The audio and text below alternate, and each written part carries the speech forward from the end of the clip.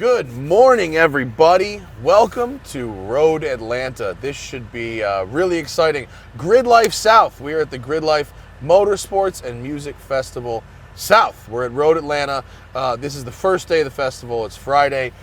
People are just starting to roll in. They've just gotten the racetrack going. And I am in the 2007 Honda Civic Type R. Very exciting car.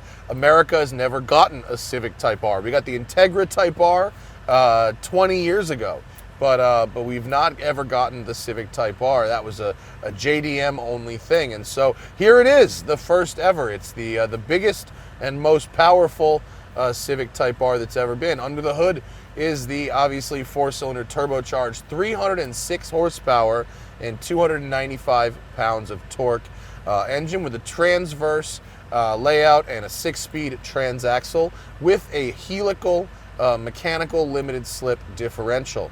It has a multi-link rear suspension, and its front suspension geometry is similar to Ford's Revo knuckle for their last gen RS, which helps to reduce torque steer. We will see that. It has these nice racing style bucket seats, which are very comfortable, actually better than Ford's seats, and it's not a stripped out track special. This is actually it's considered a touring car, so dual zone climate control, nav, USB, Bluetooth, all of that good stuff. All the Type Rs get it. This is a $35,000 car, and we're going to go see how it does at Road Atlanta. So we're going to do some laps. We're in R mode. It has 3 different driving modes, and I do have to drive with the window down, so I'm gonna have to, I'm wearing the lav, but I'm gonna have to talk loud.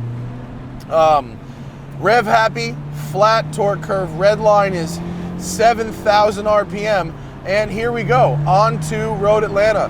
Very famous road course, beautiful, beautiful circuit. Love coming here, it's a great time. We've got one yellow flag warm-up lap, during which time I'll talk to you about things such as ride quality.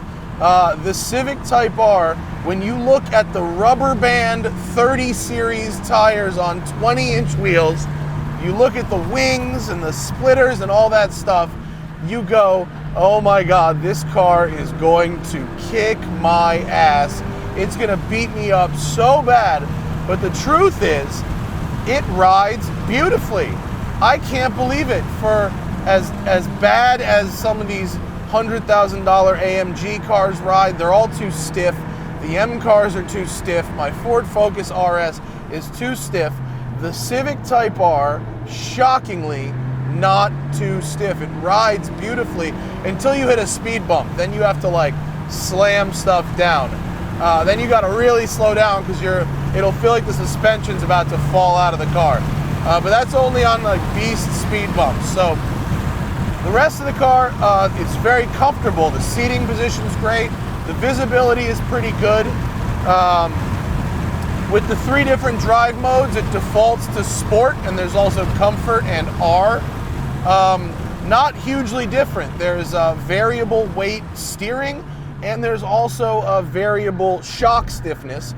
And those 3 modes work with those 2 things, as well as the throttle response, to change the character of the car, but they don't do a huge amount of change. It's a pretty tight little window.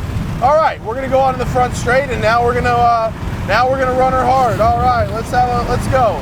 90, there's 100, 110. All right, as I run out of 4th gear, just at the end of the front straight, and I'm gonna leave it in 4th there instead of upshifting to 5th.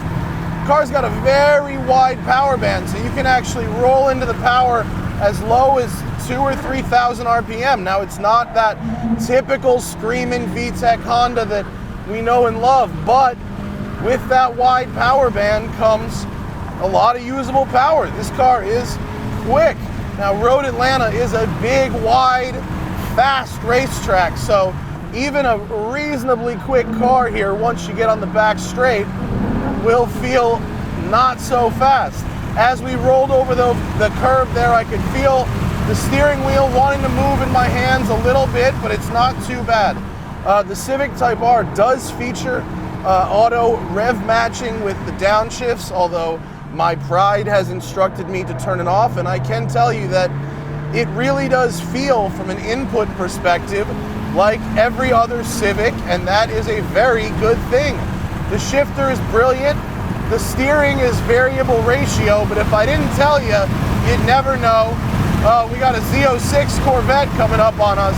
There's 114, 115, there's 119, 20, 125 miles an hour on Road Atlanta's back straight there, before having to brake at the floorboard for 10A and 10B. The chicane, you go up under the red flag, wheels on the yellow line, yay! And I've got this Z06 behind me. I'm going to give him a little point by. Yep, he knows.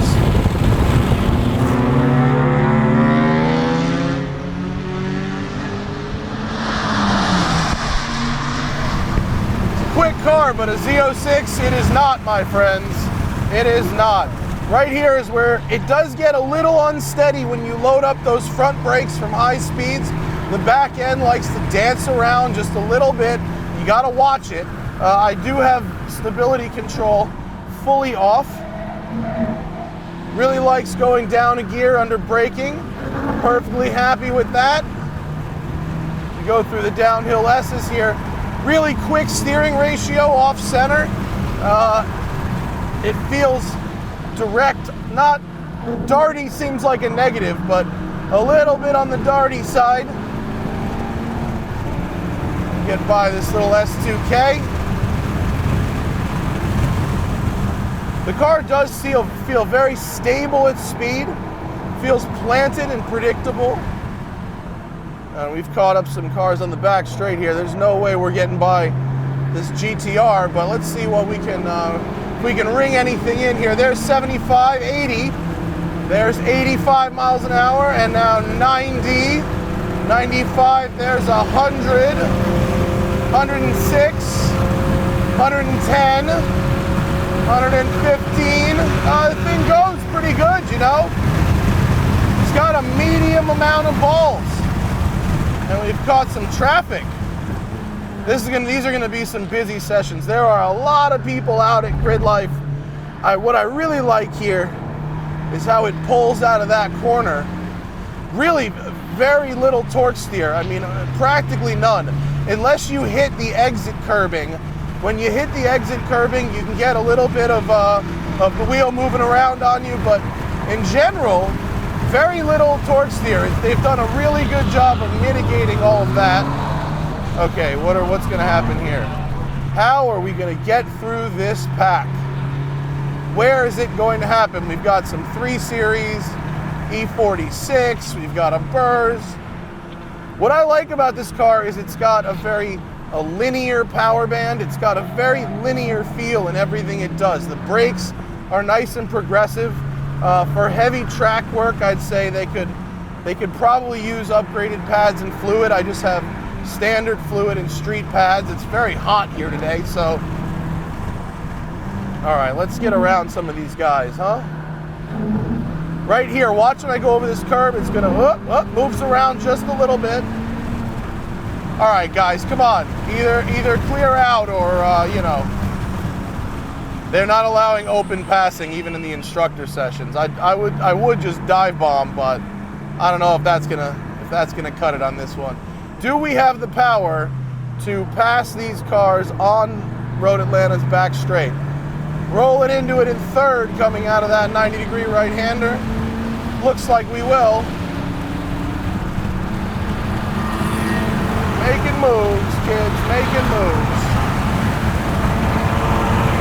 There we go. Now we've got a little bit of room to drive. So this car weighs, according to Honda, 3117, which is quite light for a car of this size and with this much space. It is a very spacious car. Really had some good grip from the Continentals up front there, 20-inch Contis. You can't believe this thing's running 20s. I mean, I feel like with 18s and real tires, some lightweight wheels, I feel like that would make a big difference, you know?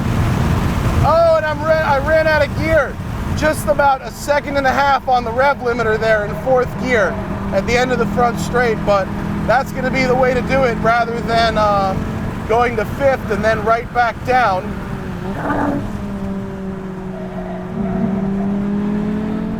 Come on, S2000.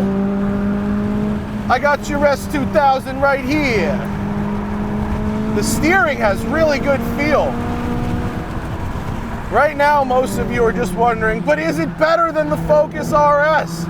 Well, that's a bit of a loaded question. I would say the Focus RS's party trick, the oversteering all-wheel drive system, is is something that this car can never have because it doesn't have all-wheel drive. So that party trick is unique to that car. I would say that if your goal is lap times and lap times only, on a dry racetrack, this feels just about as quick as the Focus RS, just about. On a wet track or on bad surfaces, the RS is going to be the one to have. I will say that this car rides better than the Focus RS for sure. It's more spacious and more comfortable. See him moving around. Moves a lot. The back end really dances under heavy braking. That's got to be if there's a thing to look out for with this car, it's going to be that back end does dance around under heavy braking, and that can be a little disconcerting if you're not ready for it. Throttle response for a turbo motor is really good. Banging the rev limiter there. Especially on the racetrack where you're basically going back and forth between off and full. I drove it a lot in traffic yesterday, and it was lovely in traffic. Air conditioning kept me cold, and it's got a single mass flywheel, but a very light clutch, so it's easy to creep along in traffic. The car doesn't beat you up at all. It's so funny because it looks so Type R-y, it looks so shreddery, but then it's actually quite forgiving and almost luxurious when you drive it. I got an E46 battling me out from the back, but I ain't giving it to him. No, sir, he ain't gonna get it for free. All right, brakes are getting a little warm now, a little soft. I've still got pedal.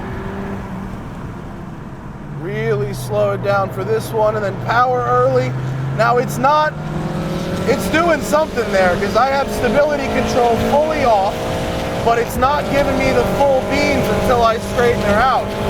So it's either just trying to prevent inside wheel spin, or I don't know, it might be programmed to just not give you,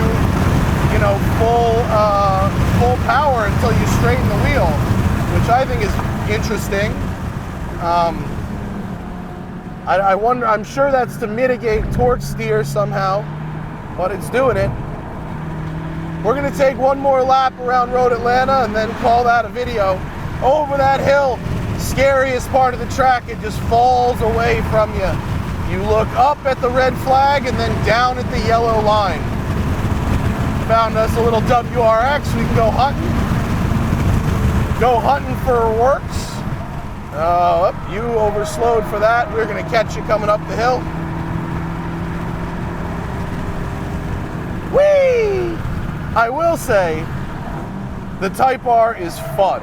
This is a fun car. It's got the right inputs. It's got, I'm gonna pass you at the apex here.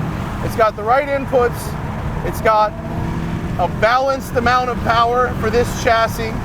It doesn't feel like it wants to rip the wheel out of your hands or just blow the front tires right off. It knows what to do with the power it has. And yeah, I miss a little bit of that special Honda VTEChness, but we all know how you got to make that kind of power, 306 horsepower out of a 4-cylinder, and you're not doing it with an NA motor on pump gas. It's just not going to happen. And so I think they have actually made the right decision. I'm going to give quite a lot of point buys here as I cool the brakes for our in-lap. So the Civic Type R, so far, very impressive package. It is quick. It's definitely street car quick. On the back straight here at Road Atlanta, You know, it's not tear your face off fast, but it's definitely enough to get your heart rate going and come out to the racetrack and, you know, have a real good time. It's responsive. It has definitely adequate braking power. You may want to do pads and fluid if you're going to be doing a lot of hot track days. But the kind of things I want out of a Civic Type R, you know, good power, great handling, good response, engaging to drive. This thing delivers 100%. This Civic Type R has delivered the goods, and it is quite a lovely thing and worth the money. For 35,000 bucks, I think if you buy one of these, again, at sticker, none of that stupid 20 over crap.